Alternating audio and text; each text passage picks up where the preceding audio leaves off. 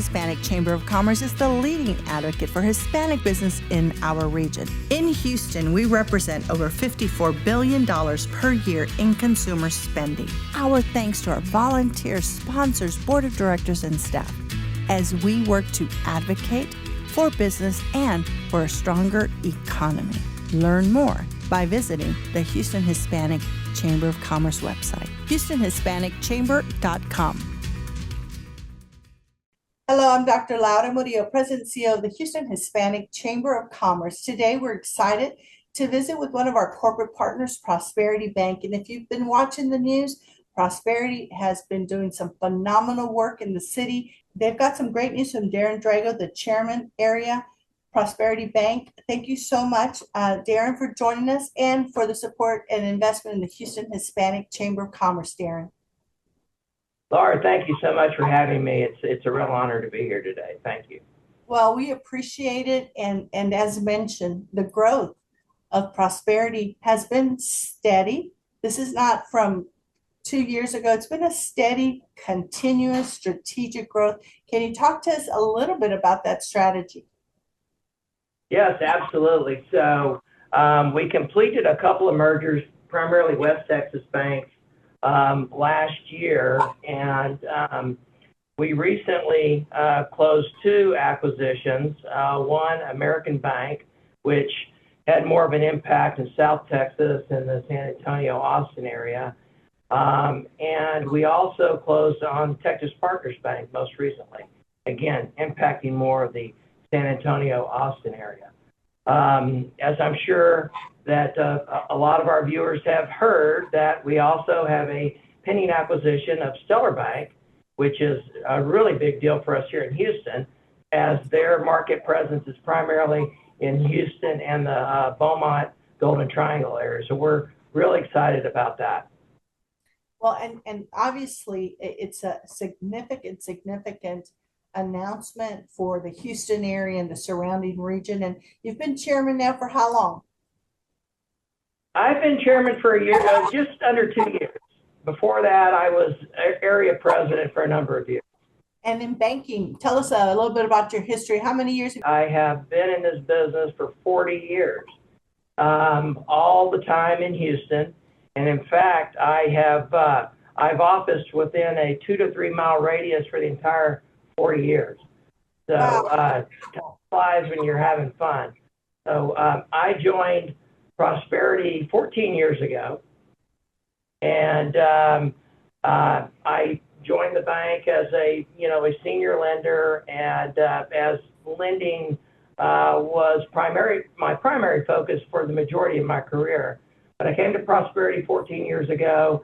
As I said, I became the area chairman about 2 years ago, and basically what that entails is that I am responsible for the Houston operations of Prosperity Bank, which is comprised of 62 full-service banking centers.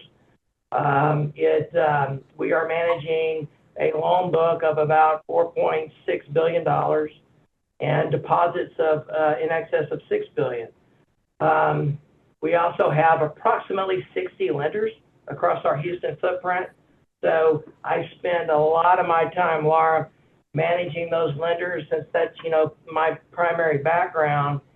And, really my role is to help them identify opportunities, help them get those deals structured in a manner in which we can get them approved, hopefully, and win the business. So, our business is relatively simple. We bring in new customers, get deposits, and then we loan that money out. So it sounds simple. It's not quite that easy, but my role for Prosperity Bank is to help make those two things happen in Houston, Texas. And at the end of the day, your customer, your clients are all the better for it. What does all of this mean for businesses, especially here in Houston, that now Prosperity is growing and continues to grow? Well, I think it's great. I mean, we our footprint in Houston is as far south as Galveston, north to the Woodlands, Conroe area, northwest of Waller, and southeast to the Golden Triangle. So we have a pretty big footprint. And as you can imagine, we're very diverse as a result. So, you know, and Prosperity Bank as a whole, you know, we have lenders that have expertise in agriculture lending, and cattle lending. In West Texas, we've got the energy, oil and gas lending.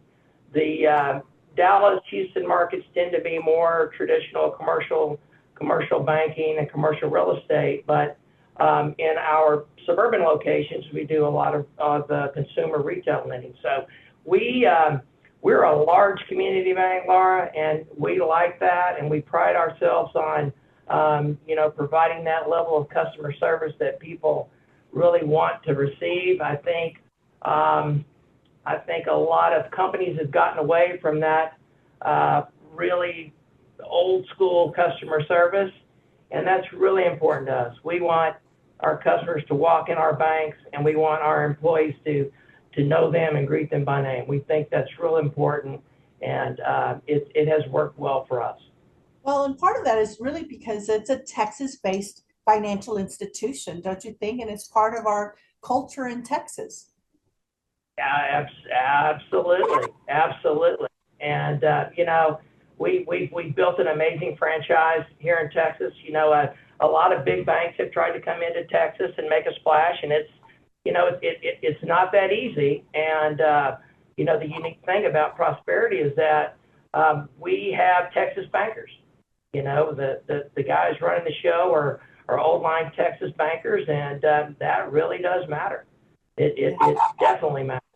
Leadership matters, and of course to Dave Zalman and the entire team, hardworking, very strategic, knowledgeable, and they understand business and they operate as such, and to the front lines of making sure those phones are answered, that people, as you said, when they walk into that bank, there's a face behind it, there's a business behind it, and the growth means that you can still have those one-on-one relationships. So for all you do, Darren, and the entire Prosperity team, we want to say thank you for your engagement with the Houston Hispanic Chamber of Commerce and the continued partnership that we have with you all. On behalf of our team and to yours, we wish you a great day, and thank you again to you and the entire Prosperity team.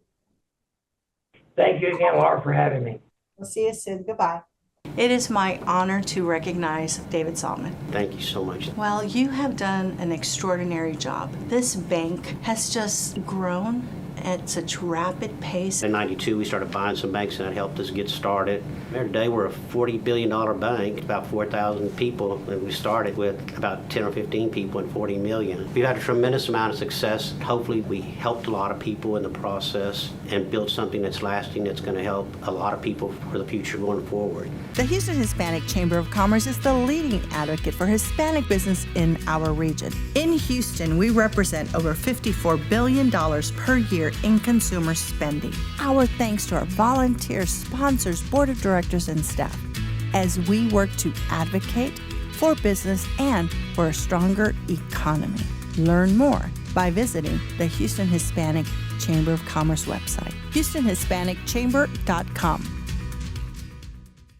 Hello, I'm Dr. Laura Murillo, President and CEO of the Houston Hispanic Chamber of Commerce. I'm so happy to have our next two guests who are doing remarkable work here in our greater Houston region as it relates to animals, specifically to dogs in our city. We want to make sure that Houston is a safe, walkable place, and at the same time that we care for our pets. They are co-presidents of Hhcc. Thank you so much to both of you, Tina and Tama. I really appreciate you all being on today's show.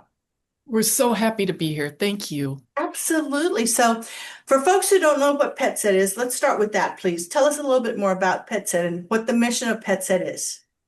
Hhcc's mission is to solve animal homelessness and to do this compassionately. So we're not on the front lines. We're not out saving animals. We're not a rescue, but we support all of the other animal nonprofits doing that.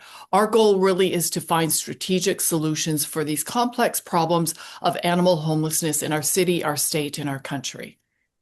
Very well. And now we know we're in a critical time here in Houston, Texas. We're welcoming the World Cup. We're going to have 500,000 guest in our great city. And you all are being very strategic, very specific, especially around the areas where we're going to have a large concentration of people walking. Tell us a little bit about your efforts specifically around NRG and around FanFest, which is in the east end part of downtown Houston. Historically, that area has had a number of homeless animals running around, and it's been somewhat dangerous.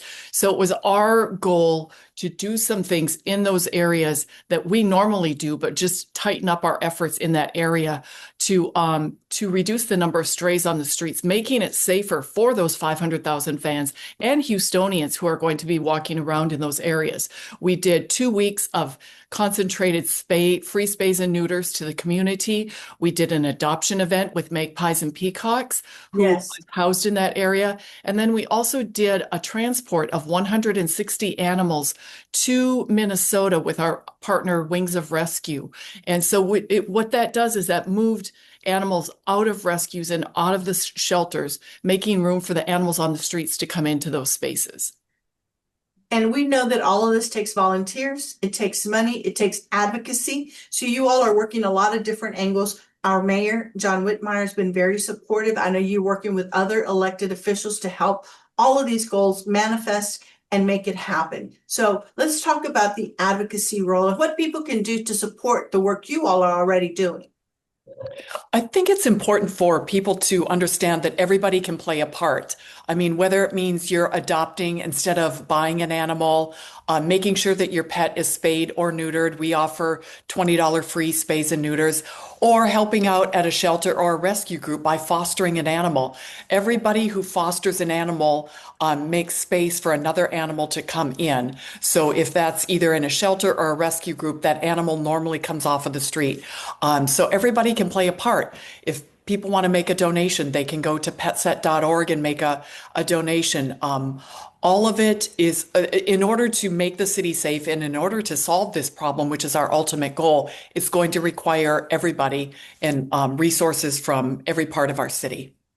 Very well. What is it that you would like to share with this audience that perhaps they may not understand or don't know about PetSet? We're unique in our role in the U.S., probably, not just in Houston or Texas. We're unique in that we really support those frontline groups, the rescues, getting the animals off the streets. We have a shelter coalition, so we work directly with the shelter directors. We support those efforts, but what we're doing differently is we are advocating in Houston and Harris County and in our state. We're in Austin every other year talking about legislation, passing laws, helping pass laws. We don't do it, we don't lobby, but we help the groups that are doing that. We're supporting them in these bills that make the streets safer for Texans and do it compassionately for the animals. We're also raising funds, raising awareness. We're doing our own programs where we spay and neuter tens of thousands of animals every year, transporting them out of state, adoption events. We're looking at this and our efforts and pinpointing what is most efficient in solving the problem and really focusing our efforts on those key things such as spay and neuter, education, and legislation. Tina, anything you'd like to share? Anything else? Just that everybody can play a role. We definitely need more support within our community, corporations that might want to be involved and help sponsor our efforts. This is actually kind of a growing sector of philanthropy. And, the one thing that is missing really is the corporate support within our community. And we encourage any corporation, big or small, to get involved with this. There is an ROI on making our streets safer for pets and humans. And that's so true, especially when we think about small businesses that, are already going through so much to keep their doors open. We want Houston to be a walkable city, and it's going to take all of us. And if we can collaborate, we can go further. And this is why the Houston Hispanic Chamber of Commerce wanted to collaborate with you all as we are hosting an event at Dynamo, and we're going to be passing out some of your information there to our guests, because again, it just takes one person, one company to make that difference. And there's a lot of ways that you can get involved. If you're watching this program now, contact them online at PetSet. Get more information. They've got just, again, a great team that is really working hard, but we need all of us to come together, especially again, corporations, philanthropists, volunteers. There's space for everyone at PetSet. Tina and Tama, my thanks for all you do. Thank you so much. Thank you, Dr. Laura, Murillo. for recognizing this global issue on a very local level. And you're really starting something that can transfer to a global stage about caring for animals compassionately before these very large sporting events. So thank you for that. Absolutely. I'll see both of you very soon. Goodbye and thank you. The Houston Hispanic Chamber of Commerce is the leading advocate for the Hispanic business community. In Houston, we represent over $54 billion per year in consumer spending. Our thanks to our board and staff for making sure we elevate business and advocate for a stronger economy.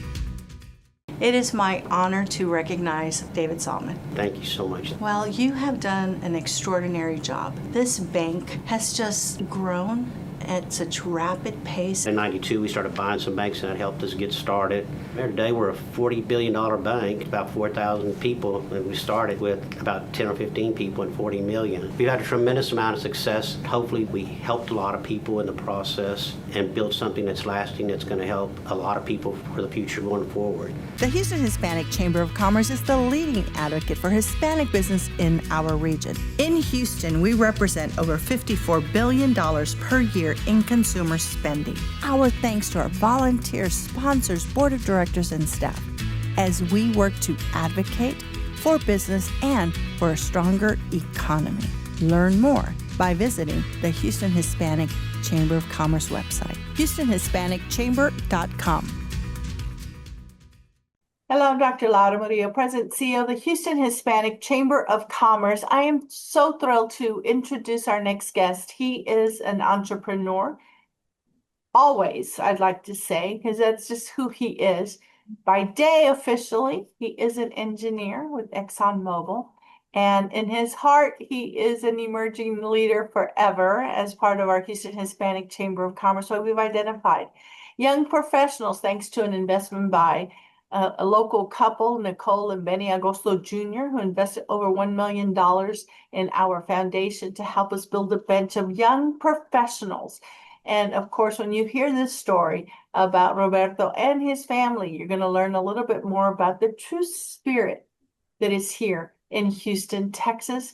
And you're going to learn about how one local sports team opened a door that forever changed the trajectory for this young man and his family. So please welcome Robert Mandujano, Chief Elotes Officer at Elotes Bravo. Now, if you don't know what elotes are, it's Spanish for corn. Corn in a cup, corn on the cob.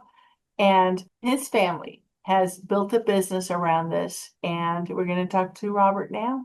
Congratulations, Robert. So glad to have you on the show. Thanks for having me. Happy to be here. Well, thank you. And it's been wonderful to see your growth. It's been wonderful to see you as someone who's got so much energy, enthusiasm, and also execution on a lot of that. And while it's a family affair, if you will, I know that you, along with your family, your parents, siblings, and others, have all found a role for each of you to play. I would say that yours is somewhat of the operator behind the scenes and kind of planting some foundational blocks for the group. But let's start with your parents and your mother, who is so proud that her children have graduated from college. And I was so happy to have been invited to speak at a recent event over at Shell Energy Stadium, which again is where you guys are now selling your corn in the cup, Elotes Bravo. But let's talk about your mom and your dad first, please. Yeah, sure. So my mom is from Puebla, Mexico, and my dad is from Guerrero, Mexico. They met in Ciudad de Mexico a long time ago. And sure enough, they landed in Los Angeles. So believe it or not, don't tell anyone, but I'm originally from Los Angeles, California. Me and my three brothers were born there. We migrated to the Houston area, I would say in the 2000s, early 2000s. Been here ever since, and we love it. My mom's very proud of her roots, obviously. We actually just got back from Puebla to visit some family. It was her first time in 30 years going back. So it was a fantastic moment for her to reconnect with Mexico. We ate a lot of food. We had elotes in the street from the cart, right? In a little town called Atlisco, Puebla. So mother did all kinds of work to put you guys through college, cleaning houses, making sure y'all were where you were supposed to be. And she speaks very proudly, as she should, about sacrificing, and not only that, but that you all did her proud by going to school. And here you are, a data engineer at ExxonMobil. I know that's a new job for you, but you've been an engineer for some time now. Not an easy job. Those are very competitive, very high performing, travel, all of the above. And yet you've still made time in the evenings and weekends, scheduling multiple venues for your family. So how did this go from your mom and dad selling elotes pretty much out in the Houston area, out in the streets, if you will? Yeah. This great opportunity, thanks to the folks at the Houston Dynamo, Jessica O'Neill, president, great friend of the chamber. Talk to us about that experience. Yeah. So one thing I'll say about my parents is that they're grinders, they're hustlers. And that's the one key thing that I think us, well, at least me and my brothers, that was instilled in us very early on. And so giving up on a project or not completing something was never an option. There was always a way, even if it wasn't the perfect way, right? And so Elotes is a prime example of that. If never giving up, believing in your vision, in your dream, and executing with a thorough plan, right? Or at least a decent plan, right, to get you along the way. And so our story with Shell Energy Stadium is actually a funny one. Back in COVID days, we were on the brink of closing, and I said, hold on, let me step in. Let me try to help. I've been in corporate. I know a little bit about everything, right? And so I took full control and had this great idea and thought, why aren't there elotes, real elotes? I'm talking authentic street elotes at the stadium. How hard could it be? Turns out very hard. I think I was rejected a couple times, believe it or not. I have the emails framed at my house because it's a prime example of never giving up. And so all I needed was that one pitch, and that's all we had. And so we went in there. I had a little presentation. If I look back at it, it was very amateur, right? But I think the words that were spoken said enough, right? And the whole family being there present as well. I think it was enough to get the buy-in from them. And so we worked through the whole process, and I told my mom, guess what? We're going to be at an MLS stadium here in Houston. And she's like, what? We went to go take a tour. She was just crying and couldn't believe it, right? And so that brought me a lot of joy. We didn't expect this to happen. I just wanted to help my parents, right? And it evolved into something a little bigger now, of course, but and that's just how it happened, right? You just get told no. I'm still getting told no at other organizations, believe it or not. It's a matter of time. Absolutely. And I think that's if you will, the moral of this story is that if you want to do something bad enough and you've got a great idea and you have a great product, which by the way, I've tried the Lopez Bravo. Very good. And you said something key. This is not out of a can. These are fresh corn on the cob. Your marketing strategy with your little mini corns that have been knitted and you distribute all of that, and the sheer excitement that you can see when you all talk about the business is contagious. And I think the Dynamo Dash folks saw that, understood the demographics of the people in the stadiums, and understood you would be successful along with other vendors who are there. And we are going to continue to knock on doors with you and for you and make calls to hopefully get you into some of the other great arenas and stadiums in Houston so we can have a follow-up story. Yep. Talk about that. What advice do you have for entrepreneurs? Working with family has its own unique challenges and opportunities. So what advice do you have? Yeah, definitely. I think it's surrounding yourself with like-minded people that are going to be in the same corner as you, on the same path, with the same goals. Of course, being an entrepreneur is not for the weak. It's not something that you get lucky. It's not something that's handed to you. You create your own destiny. And so if you have a vision and everyone's in alignment, everyone's going to work twice as hard, because as you progress and you make milestones, it gets easier and easier to believe that it can be true. And so my goal and my vision with Elotes Bravos is a little bigger than what you're seeing currently, right? And I think we're all on the same page. And so it makes the hard parts about entrepreneurship a little easier to swallow, because you're not thinking about the now. You're not worried about the mistakes of yesterday and even the mistakes you're going to make in the future, right? You're thinking about the long term, and it kind of changes your perspective, because now you're like in a learning mode, and you're not going to cry yourself to sleep because, oh, I didn't sell enough elotes today, right? No, you're going to say, okay, this is part of the process for that end goal. And as long as you trust your team and your team trusts you, I think you can get pretty far. Well, this is what I'm hearing you say for entrepreneurs is this is a long-term strategy with some short-term, let's say, bad sales or some no's along the way. Those are hiccups, but you keep pushing forward. Now, the other thing I think is important is that you went through the Emerging Leaders Program. You're very active with the Hispanic Chamber, with our foundation. What takeaways did you have from your engagement with the Chamber? It's fantastic. Every time we go, and by the way, we're so pleased to go every time we're invited and everything. We make a lot of connections. We immediately get at least 10 to 20 emails calling us back to, we've already had some catering gigs with a few of the organizations and vendors that were there. We're networking to sponsor other events, right? So there's business connections, and there's also just networking connections to do other ventures that we'd like to do. Lots of FIFA things, sports thing, Hispanic things. There's a whole world out there, and I think that's kind of what sets us apart. We're not focused on just making money selling elote. We also want to get back to the community, and through the Chamber of Commerce, there's a wealth of other like-minded people that want to help each other out, and I think that's why. I love going, and my family, they didn't understand at first, believe it or not. They're like, what's the return on investment here? And I said, it's bigger than that, actually. It's about showing face, and it's about, talk is cheap. When people say, oh, we care about community, you want to give back. No, it's things like the Emerging Leaders. It's things like the conferences, the business expos, where you really get to connect and really do and take action. Well, we're so proud of you and the entire family. And I know I'll be seeing a lot of you guys during the World Cup and FIFA celebrations and at Dynamo Stadium.